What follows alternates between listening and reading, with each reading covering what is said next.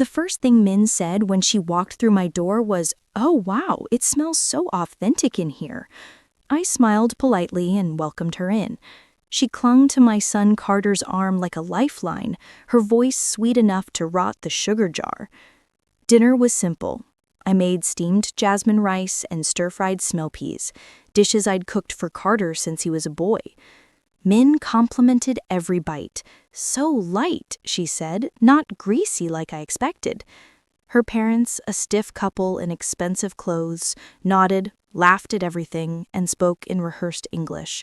The conversation bounced between real estate, Carter's job, and the wedding date they were already pushing for. I kept the tea flowing, the rice warm, and my face calm, until halfway through the meal when Min leaned slightly toward her parents and switched to Mandarin. "She has no clue," she said, eyes flicking toward me. "I mean, look at her, that pig face, those hands. How old is she? I'll marry the son, get the visa, get out, 1 year tops. Then I'll find someone with real money." They chuckled softly. The mother dabbed her mouth with her napkin and said, "Just keep pretending to like the food. You're almost there." I didn't flinch, just picked up the rice bowl and gently sat it in front of her father. Then I cleared my throat and said in the same fluent Mandarin I'd used in classrooms for over 30 decades, "Would you like more rice, sir? And tell your daughter I taught this language before she was even born." Every word she said, I understood. Silence, the kind that makes a room shrink. Min's face drained of color. Carter looked between us, confused. I smiled again, not the polite kind, the kind that says, "Now you know." And yet I served dessert anyway. The dishes from that night are still drying on the rack. I haven't touched them, not because I'm sentimental, but because every time I look at that rice bowl, I hear her voice again. That pig-faced woman won't know a thing. I've been called worse. Students who didn't pass, parents angry over grades, colleagues who thought tenure meant power. I survived all of them with the same tools: clarity, silence, and a memory that files away everything. I taught Chinese literature at the university for 32 years. I didn't just teach language, I taught the roots of it. I could recite poetry from the Tang Dynasty, quote Confucius, and explain idioms that don't translate cleanly into English. I knew how words cut deeper when said with a smile. And that's exactly what Min did. She performed kindness like a well-rehearsed play. Compliments on my cute little home, laughs that never reached her eyes, offering to clear plates but never actually lifting one. Carter didn't notice. He's smart, just not in this way. He's always been warm, eager to please, unwilling to believe that anyone could lie with that much ease. He thinks people like Min are rare. I know better. When my husband was alive, he said I was too forgiving. "You give people the benefit of the doubt," he'd say. "One day someone's going to use that against you." I used to laugh, not because I disagreed, but because I knew the moment someone did, I'd be ready. Now, here I am, 66, alone in the house he built, the wood still holding the scent of linseed-in thyme. My hands aren't as quick, but my instincts are sharper than ever. And Min, she mistook that quiet for blindness. That was her mistake. Mine was thinking she deserved the same grace I gave my students. Carter stopped by the next evening, just him this time, no men. He brought pastries from that cafe he likes downtown, the one with the burnt sugar crust that's too sweet for me but I always pretend to enjoy. He sat at the kitchen table, his tie loose, his voice casual. "I know dinner was awkward, but you really took Min by surprise. You didn't have to speak like that." I folded my hands in my lap. "I only responded after she insulted me in Mandarin right in front of you." He laughed gently, like I was being silly. "Mom, you probably misheard her, or maybe misunderstood the tone. You're tired. You know Min is still adjusting. She's under pressure. A new country, a new family." I let him finish, let him wrap it in soft excuses. I didn't argue, but something inside me cooled, not out of anger, but distance, like a curtain lowering behind the ribs. I'd seen that look in my students, too, when they wanted to believe something so badly they'd block out anything that might threaten it. He wasn't protecting her. He was protecting the version of love he'd already sold himself. There are things Carter doesn't know, not because I hid them, but because I never made him look. He doesn't know I sold my wedding necklace, the only piece of jewelry his father ever gave me to cover his freshman year dorm deposit. He doesn't know I took on 3 night classes the semester his scholarship ran out. He doesn't know I missed his father's final breaths because I was proofreading Carter's graduate thesis, too proud to ask for an extension, too stubborn to let him fail. And Min, she'll never know what it costs to give someone everything and still be seen as nothing.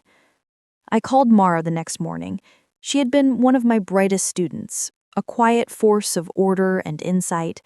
She now worked in immigration enforcement, something she once said she'd never do, but the world turns people in strange directions. She remembered me instantly, no pleasantries, no delay. We met at a small cafe just off the park, the kind where no one asks questions and everyone minds their own coffee. I showed her a photo of Min, the engagement announcement Carter had emailed me. Mara studied it, her fingers tapping lightly on the table. Min Lee? She asked, almost to herself. I'll look her up. I didn't tell her what I'd heard, not yet. I didn't need pity or outrage. I needed facts. 2 days later, I got the message. That's not her real name. No explanation. Just that one sentence, cold and clean. I read it 3 times, then once more out loud. Not her real name. I sat very still for a long while. Then I turned on the lamp, opened a fresh notebook, and started making a list, not of questions, but of people. If she had lied about her name, what else was false? I didn't know what game Min was playing, but I was going to learn the rules. The more I looked, the more things unraveled like a badly stitched hem. Her parents, the ones who sat at my table, smiled with tight lips and drank my tea, had no records, no visas, no addresses in the state. I found them listed on a website for local event actors. Cultural family package, it said. Ideal for ceremonies, community events, immigration photos. The engagement pictures Carter had proudly sent me were staged in a rental studio in San Francisco. Same floral arch, same lighting setup I found in 4 other sample portfolios online. I compared the curtains behind men to a photo from a birthday party website. Identical.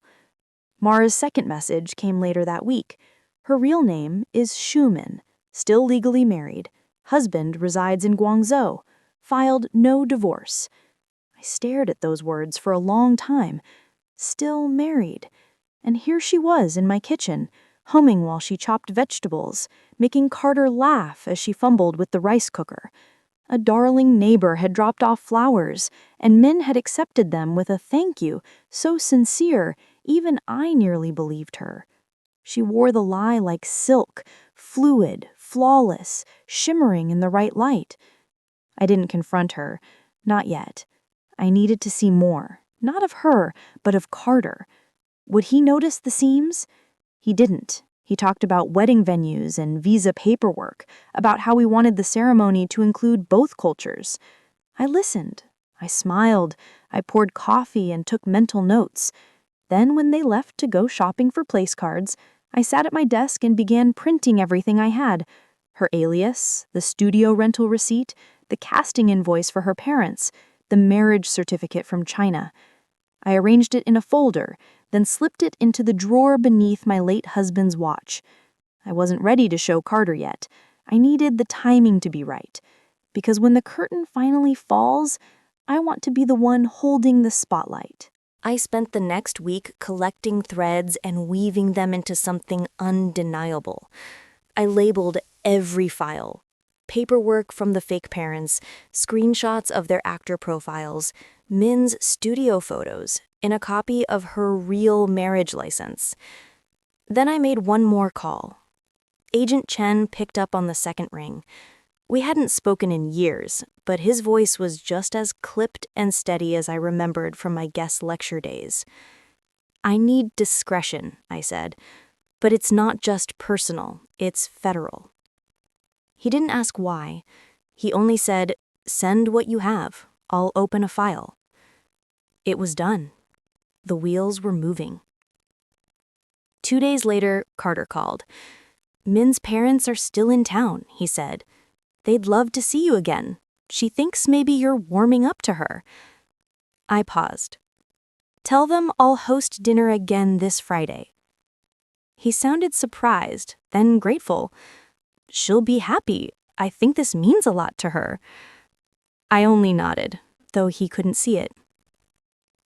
That Friday, I laid the table just as I had before.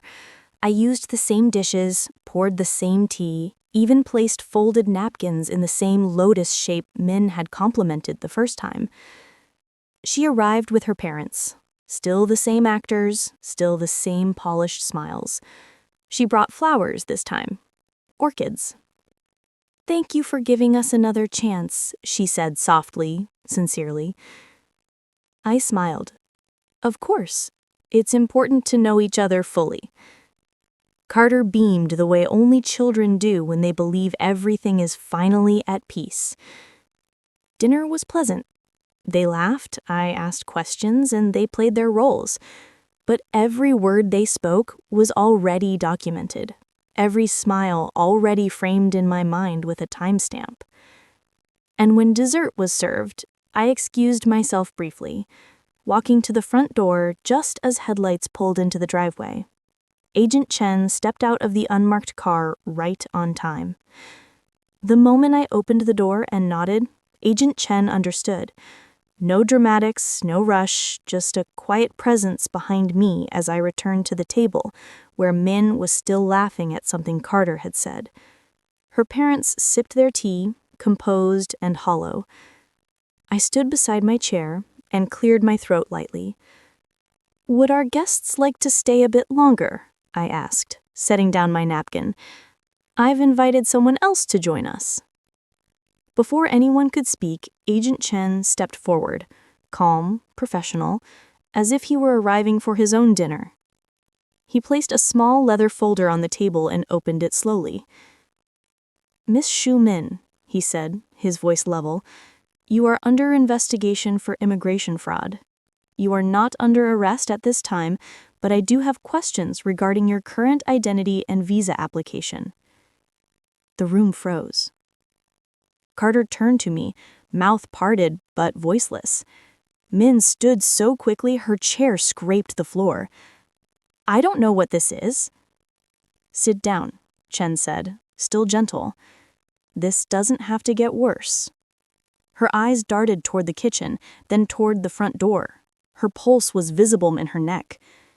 "You set me up," she hissed at me. "No," I said. "You set yourself up. I just turned on the light." Then she ran. It wasn't graceful. She pushed past Carter, who barely stepped aside, and her so-called father followed, his composure cracking as he fumbled with his jacket. The mother stayed seated, strangely still. She looked down at the teacup in front of her, then at Agent Chen, and gave a small, defeated nod. "I'll cooperate," she said. Carter hadn't moved. His eyes followed the door long after it slammed. He looked at me as if trying to solve a puzzle he didn't know he'd been handed. I didn't know," he whispered. "I know," I said. He dropped into the chair across from mine, the one Min had been sitting in. And for the first time in years, my son was silent. 2 days passed before Carter called. I wasn't sure he would. The silence between us had a weight of its own, something neither of us wanted to lift first. When the phone finally rang, it was nearly midnight.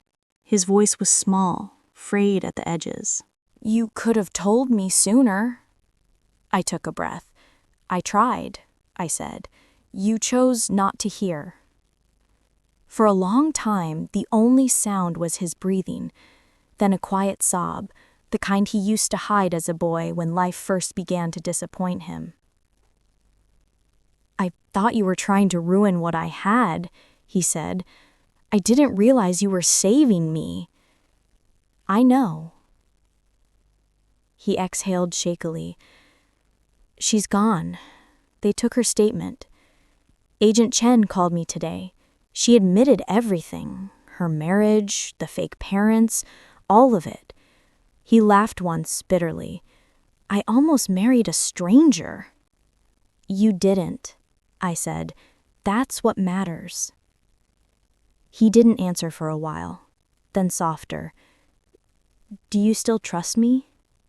The question hurt more than it should have. "Trust isn't something you lose in one day," I said. "It just bends. It takes time to straighten again." "I don't deserve that time," he murmured. "Then earn it." He came over the next evening. His eyes were swollen, his hands restless. He apologized more than once, each time quieter than the last. I didn't absolve him, not completely. I just poured him coffee the way I always had, and let the sound of the kettle fill the spaces we didn't have words for. He looked around the kitchen like he was seeing it for the first time. He said, "You kept everything the same." I replied, "Some things don't need changing." For a moment he smiled, tired, genuine. He said, "I'll make this right." I nodded, not because I believed him yet, but because belief sometimes starts there. The next morning, I found a note he'd left on the counter, folded beside an empty cup. It said, "Thank you, Mom." And for the first time since that night, I felt the house exhale. The library smelled just as I remembered: old paper, dust, and the faint trace of orange-scented floor polish the janitor favored.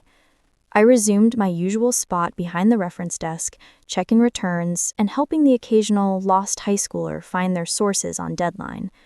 Quiet work, familiar, safe. It was the first place I had gone when Carter left for college, and now, after all that had happened, I found myself here again, on the other side of something broken but not destroyed. A young girl came in, maybe 17, books piled high in her arms and dark circles under her eyes. She thanked me for helping her find a text she thought was out of print. As she turned to leave, she paused. She said, "You look so calm, like you already know how the story ends." I smiled gently. Sometimes it's not about knowing how it ends, but about knowing when someone's lying in the middle of it. She looked confused, then laughed politely and left. I watched the door close behind her.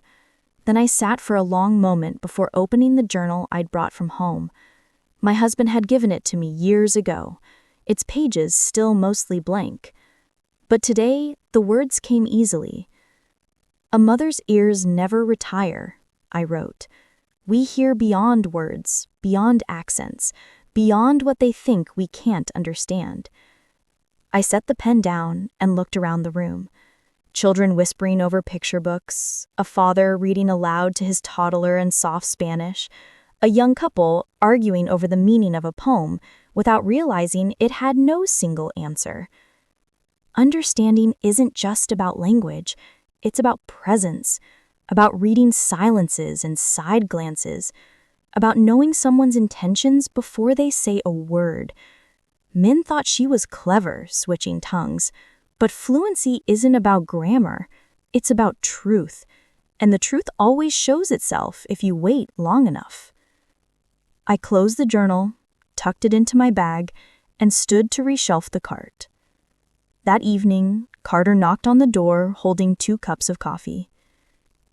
The envelope arrived on a Monday, thick, official, stamped with the Department of Homeland Security seal. I didn't open it right away. I placed it on the counter, brewed a pot of coffee, and waited until the kettle stopped hissing. Then I sat, unfolded the letter, and read each line slowly. Min's case had been escalated.